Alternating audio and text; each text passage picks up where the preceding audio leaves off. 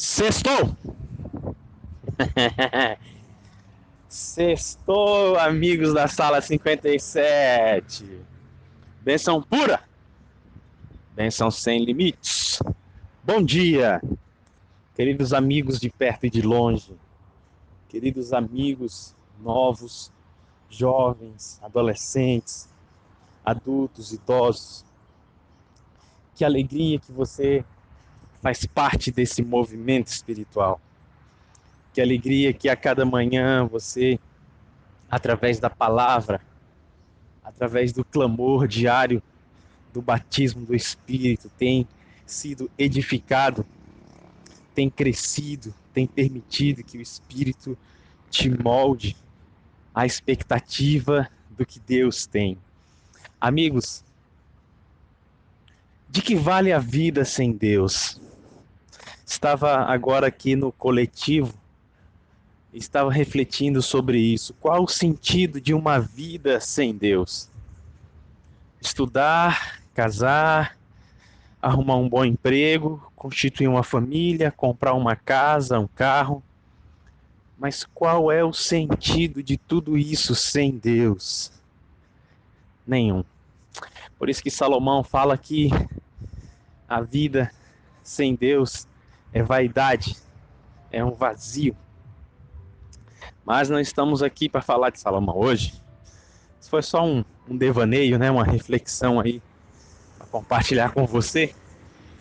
Eu quero conversar com você hoje exatamente o capítulo 2 do livro de 1 Samuel. Ontem nós vimos sobre o nascimento de Samuel e hoje Ana faz uma oração de gratidão, uma oração muito linda, uma oração inspirada. Existem na Bíblia algumas orações que foram registradas e a de Ana é uma delas, até porque é uma oração muito significativa. É uma oração de alguém que estava abatida, estava clamando e em determinado momento ela recebe a tão sonhada bênção, como vimos ontem, e ela consagra ao Senhor a sua bênção. Oração de gratidão. Como é bonito você ouvir palavras de um coração agradecido. Você tem o coração agradecido a Deus? Você consegue se manter agradecido diante de todas as situações? Leia com muito carinho essa oração de Ana. Agora, depois da narrativa bíblica dessa oração, ela começa a falar um pouquinho sobre o sumo sacerdote Eli e sobre os seus dois filhos, Ofni e Finéias. Eli, ele não somente era o sacerdote como o juiz de Israel nesse momento, ele era a autoridade máxima abaixo de Deus para toda a nação. E os dois filhos de Eli eram exatamente sua mão direita e sua mão esquerda. Eram aqueles que o ajudavam no serviço do santuário. O problema, meus queridos, é que os dois filhos de Eli, eles estavam fazendo tudo que entristecia ao Senhor. Eles estavam cobrando a parte do sacrifício que pertencia ao sacerdócio mais do que era o normal, a ponto de causar um desconforto, uma revolta, uma chateação nos adoradores para eles não irem mais ao templo. Como se não bastasse, eles estavam se prostituindo com as mulheres na própria tenda da congregação. Isso era uma abominação terrível. E os homens sérios, né, do povo, falaram aquilo para Eli, e muitas vezes ele repreendia os filhos mas não como deveria. E isso fez com que, em determinado momento, o Senhor enviasse um mensageiro. Agora, me chama muito o mensageiro com um recado, uma reprovação muito dura para Eli e a casa dele. Me chama a atenção, meus queridos amigos, não somente isso, mas se você observar o capítulo 2, você vai ver que em todas as vezes onde o comportamento dos filhos de Eli é mencionado como sendo algo que reprovava, que entristecia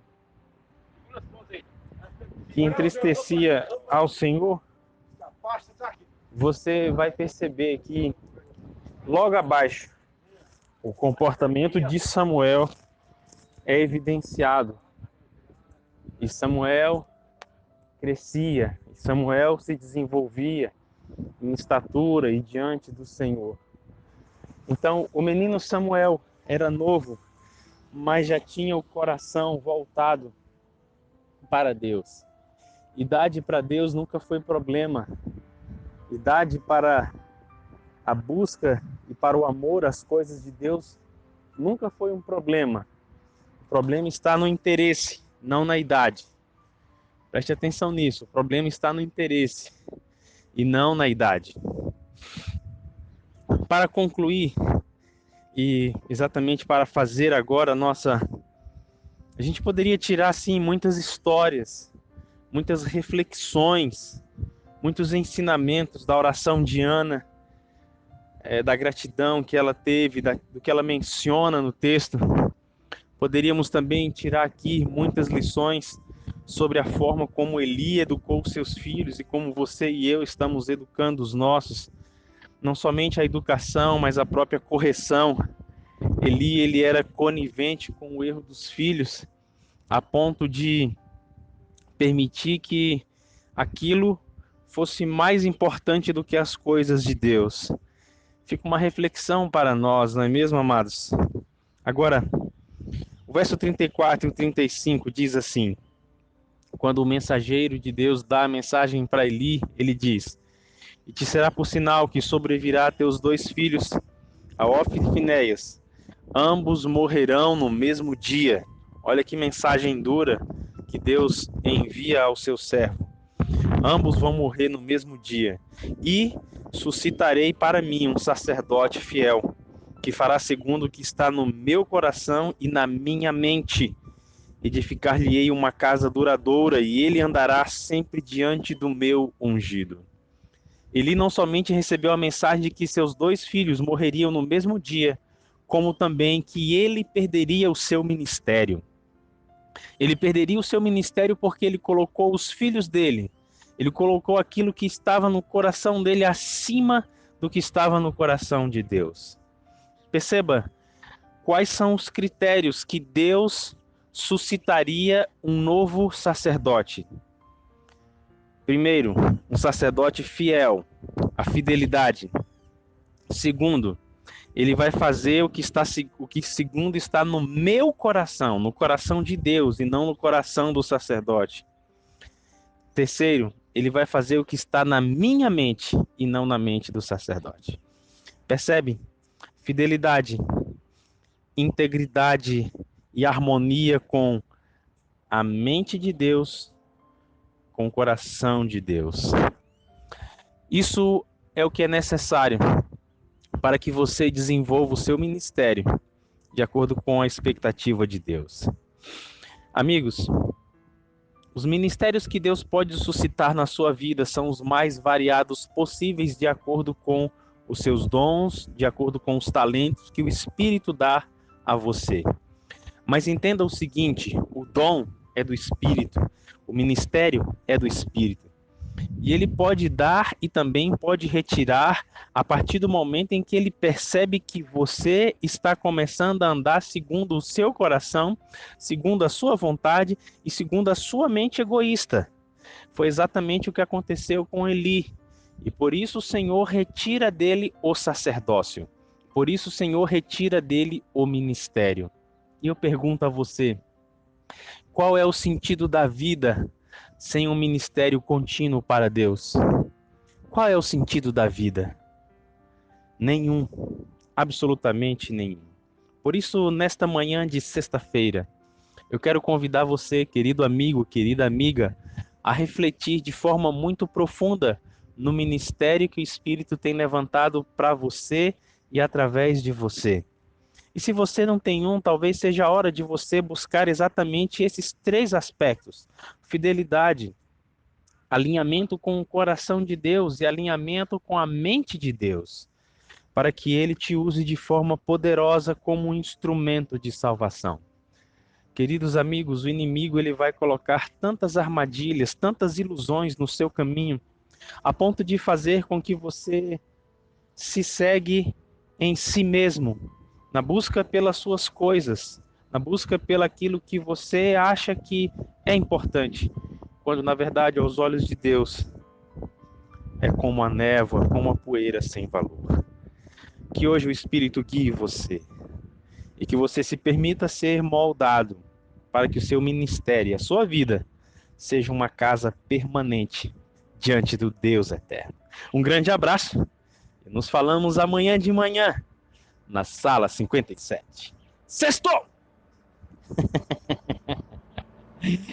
Uhul!